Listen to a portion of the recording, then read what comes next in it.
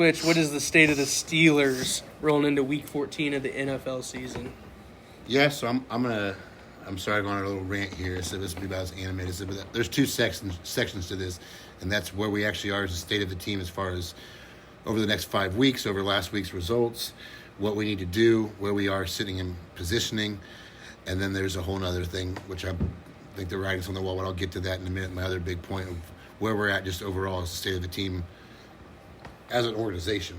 But as far as losers of 5 out of 7 games now, sitting at 6-6, they somehow still have a chance to take first place back over from the Ravens this week in Baltimore.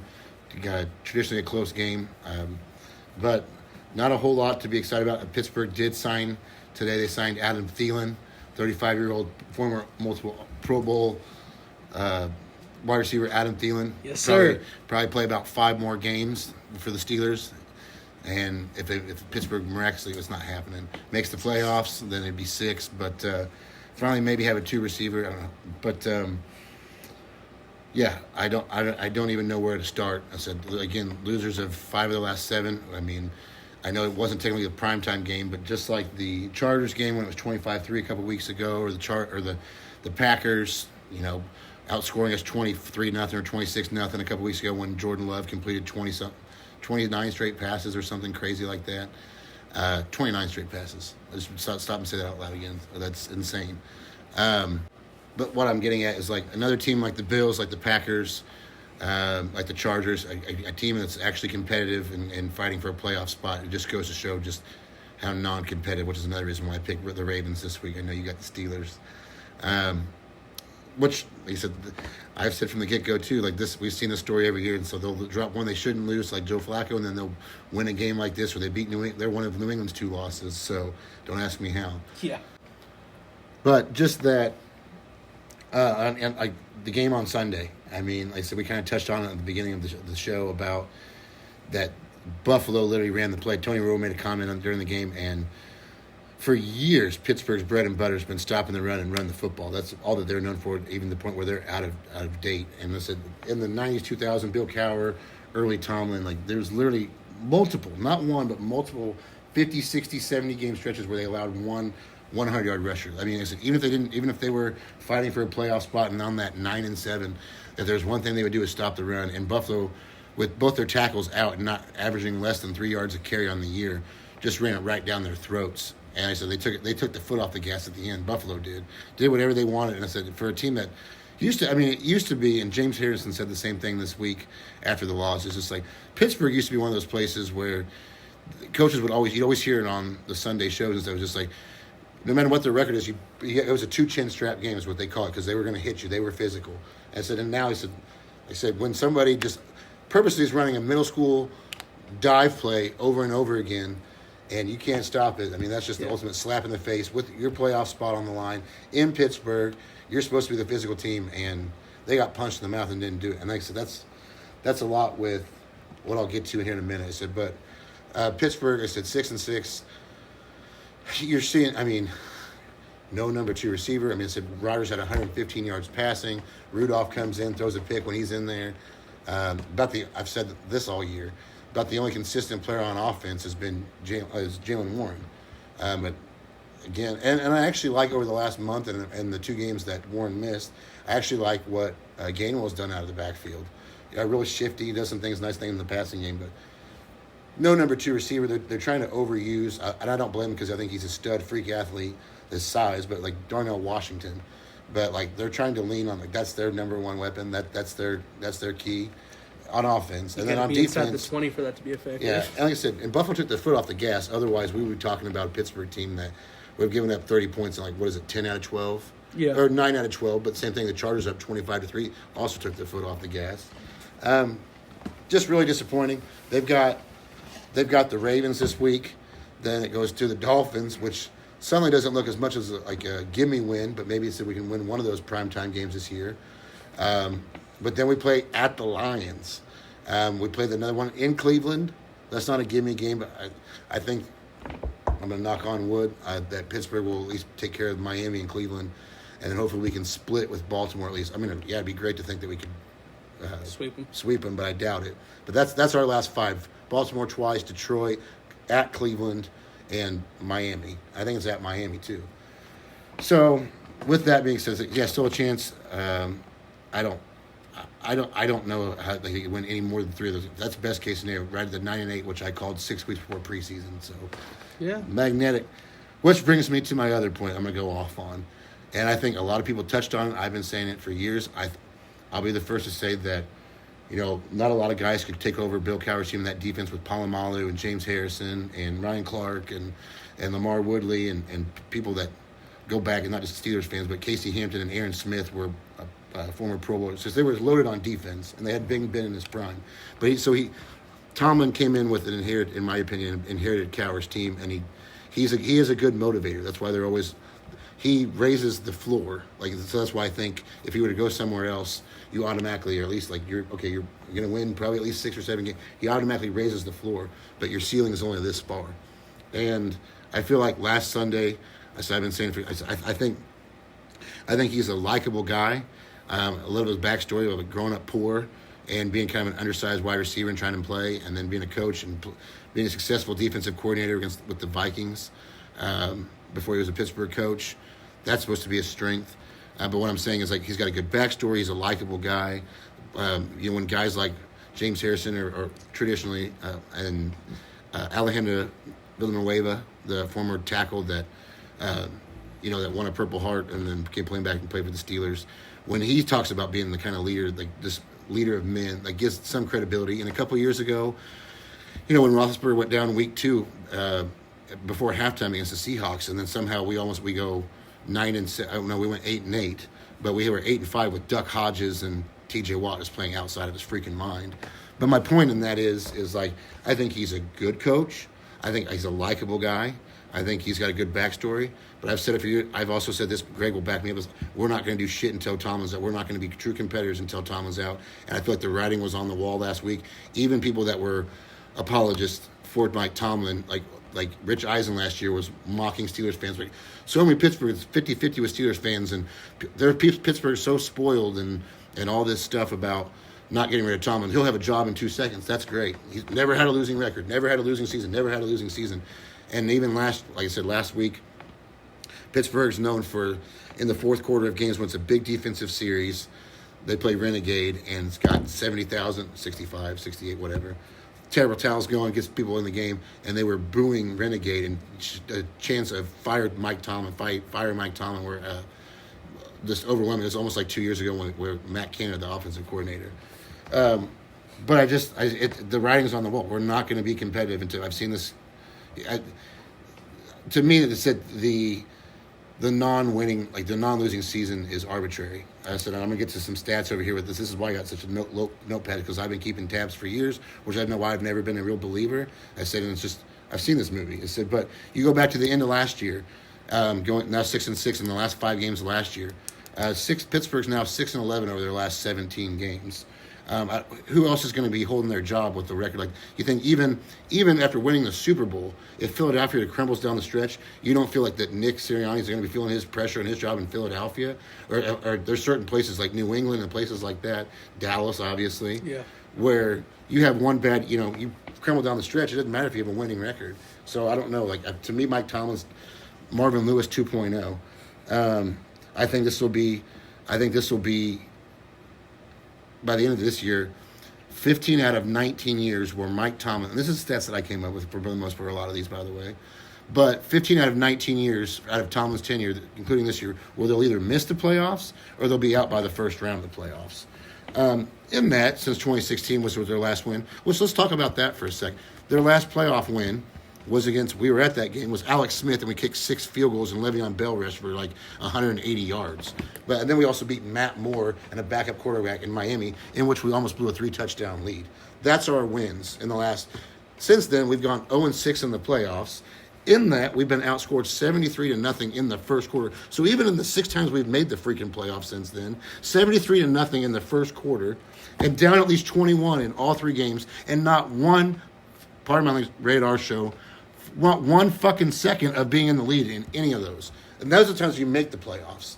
Okay, so You also, and I put this. This is another statistic that I came up with because I know my Steelers. But I'm thinking in the back of my head, about 2011 was about when Troy Polamalu. I mean, he still played another 3 or 4 years, but started to get old. Hampton and Smith retired. Brett Kiesel retires. So in my mind, about 2012 is when you start having guys that Tomlin drafted, Tomlin's guys, Tomlin's coordinators. And since then, I think this will be 6 years out of 14. So almost 50% of the time, we're not even making the playoffs since 2012. That's what I think is going to happen. And again, we look at this year. I already mentioned it a minute ago. You look at the Bills, Chargers, Packers games of this year. Look at the last 5 games last year. We played the Eagles down the stretch. Played the Chiefs on Christmas Day when it was 14-0 in 2 minutes. Played the Ravens twice, and we played the Bengals. We got blown out in all of those. Not once were it was just like those playoff games. Not once was it was close at all in any of those games. So what does that tell me? You're not anywhere freaking close to being with the true competitors of the NFL, let alone stack wins on that. I'm almost done, so sorry. But then you look at Tomlin. Here's a guy for 19 years has had 0 head coaches. You look at the guys like Bill Parcells. You look at even people like Sean McVay. You look at people, Andy Reid, John Gruden, all those type of guys. And Tomlin came from Gruden's tree, but like not a coach. He doesn't have a coaching tree at all. What does that tell you? There are so many players like Pickens, and granted, some of them are disgruntled because the way they left the team. But teams like people like Antonio Brown, which again, he's freaking crazy. Yeah, I'm not backing Antonio Brown, but LeGarrette Blount, people that came to Pittsburgh and then after they left, like, oh, this is how it's supposed to be run. What does that tell you? Has a hard time developing talent. Don't even get me started on the record below 500 teams. I mean, it's a losing record, but every single year we missed the playoffs in 2009, 2012, 2013, 2018. And in those years, no offense to you, but a couple of those losses to the Broncos when the Broncos were 5-11, you beat us. Multiple times we lost to the Raiders. We lost to the Browns. Now, granted, we pretty much owned the Browns, so that was very rare. But the Browns or the Commanders or the Vikings or the Bears in 9-13 and what I'm saying is I'm going off of memory here, but I'm just saying every year they are known for playing down to the competition and losing multiple times to teams that win 3 or 4 games. So you're talking about we're always like in 9 and 12 and 13 and 18. Though Pittsburgh misses the playoffs by 1 single game, and if they have any one of those wins, and they have multiple losses. So I'm like, you can't beat the good teams. You're not really consistent against the really bad teams. Yeah, and I'm just going to say, I'm going to keep going through the stats. And this is just why I think we should get rid of Mike Tomlin. Last year, we lost the last 5 games of the year. 2020 started off 11-0, lost 5 out of 6. 2018 lost the last 3. 2018 4 out of 6. 2012 5 out of 7. So you want a coach that's good down the stretch. Traditionally, Pittsburgh has not been good down the stretch in the money time. They're not competitive in the playoffs. They're hard enough to get to the playoffs. They lose to teams they're not supposed to. You put that in perspective of like Bill Cowher. Bill Cowher, out of his 15 years, won a playoff game. 8 out of his 15 years won at least one playoff game and made it 10 out of 15 times. So, and to me, like I said, Tomlin won with Cowher's players. And I'm just going to say this. I promise I'm almost done, but I just thought these were interesting statistics. I mean, we're talking about Tim Tebow in 2011.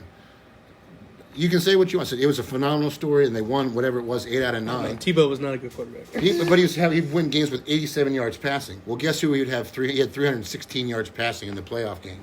And then it was like, then we lose because Blake Bortles puts up 45 in the playoffs against us. Baker Mayfield. Yeah. And I like give the Browns their first playoff wins. Because they're down 28-0 by the first quarter in the COVID year. And then the next year, granted, Ben was 100 years old, and I love Ben.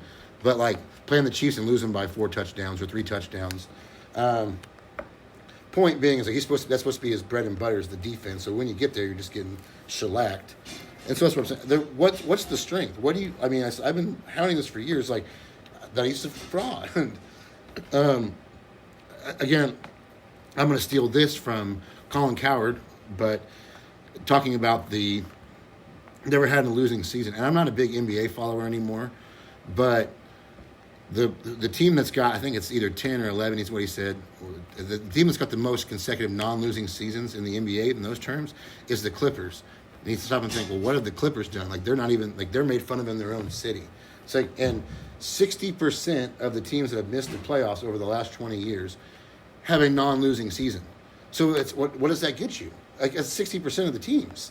And like I said, if you had ask any other team or most other organizations after you haven't won a playoff game in 9 years, if people like Bill Parcells, who turned around a 1-15 Jets team and a 2-win Dolphins team, and turned around a Cowboys team that wasn't very good, that won like 5 games, if guys like and their coaching tree, go look at his coaching tree.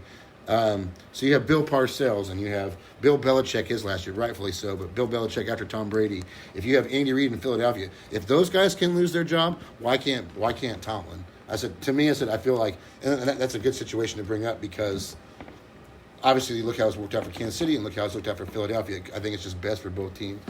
I think that's all I got. I got the 60%.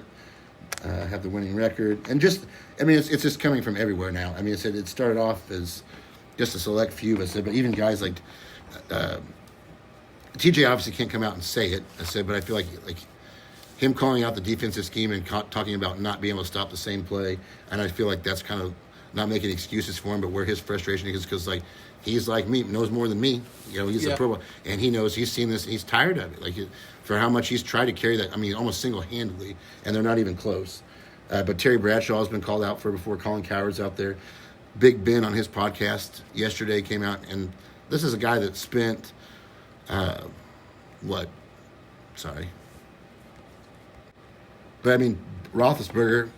won a Super Bowl under Tomlin, and played 15 years for him, and even he said something about why don't you go coach Penn State? Not in a rude, not in a throw him under the bus, but he's like, I like Coach Tomlin, I like playing for him, but just the writing is on the wall that I feel like this is going to, and that because of how I anticipate the season playing out, I feel like this should be very much Mike Tomlin's last year in Pittsburgh, and probably will be. So that's, sorry for the long rant, but I just want to throw those statistics out to you. It's the state of the Steelers there, guys. It's kind of crazy, you got teams like the Jets or I don't know. Can't really say the Browns, 'cause I think the Browns have a good coach right now. But there's always a couple teams that seem like they can never get it right when it comes to hiring a head coach.